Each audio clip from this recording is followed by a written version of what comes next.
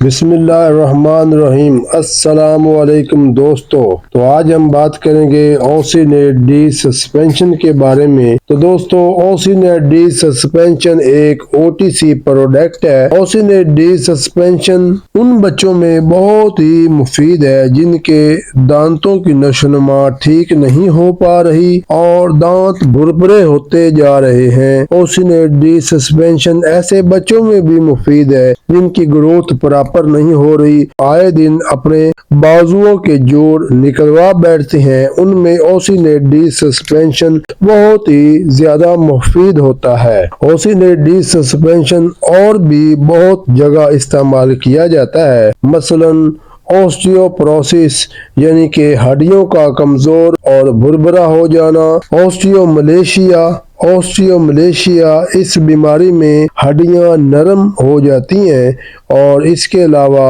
Bone pain ہڈیوں کا درد، ہائپوکلائسیمیا یعنی کیلشیم کی کمی واقع ہو جانا۔ تو اوسینیٹ ڈی سسپینشن پریگننٹ خواتین اور وہ خواتین جو بچوں کو فیڈ کروا رہی ہیں ان کے لیے بھی بہت ہی مفید ہے۔ اسی طرح ایسی فیمیل جو لکوریا کی بیماری میں مبتلا ہے ان کے لیے بھی اوسینیٹ ڈی سسپینشن بہت زیادہ فائدہ مند ہوتا ہے۔ اوسینیٹ ڈی سسپینشن کی کمپلیشن میں کیا شامل ہے، اوسینیٹ ڈی کی رائٹ ڈوز کیا ہوگی، یہ سب کچھ آج کی ویڈیو میں شامل ہے۔ تو دوستو، اوسینیٹ ڈی سسپینشن بچوں میں رائٹ ڈوز کیا ہوگی جن کی عمر 1 سال سے 3 سال ہے، ½ چمچ صبح اور ½ چمچ شام کو۔ اسی طرح ایسے بچے جن کی عمر 4 سال سے 12 سال ہے ان کے لیے اوسینیٹ ڈی سسپینشن کی ڈوز ہوگی 1 چمچ صبح اور 1 چمچ دوپہر اور 1 چمچ شام کو،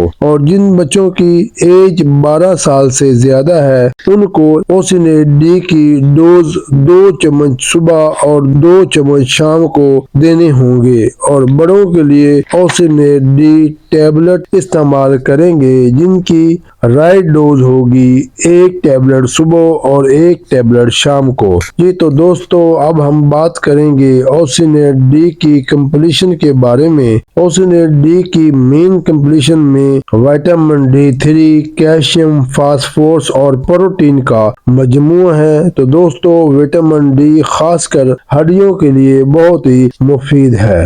اس کے علاوہ اوسینیٹ ڈی کا ایک بہت اہم کام یہ ہے کہ ایسے بچے جن کے کندھوں میں کھچاؤ آ جاتا ہے یا پھر اسکول گوئنگ بچوں کی گردن میں درد آ جاتی ہے تو ان کے لیے تو بے حد ہی مفید ہے۔ تو دوستو، اگر آپ کو ہماری ویڈیو پسند آئی ہو ہمارے چینل کو لائک کریں، شیئر کریں، سبسکرائب کریں۔ تو اس کے ساتھ ہی دیجیے اجازت۔ اللہ نگہبان۔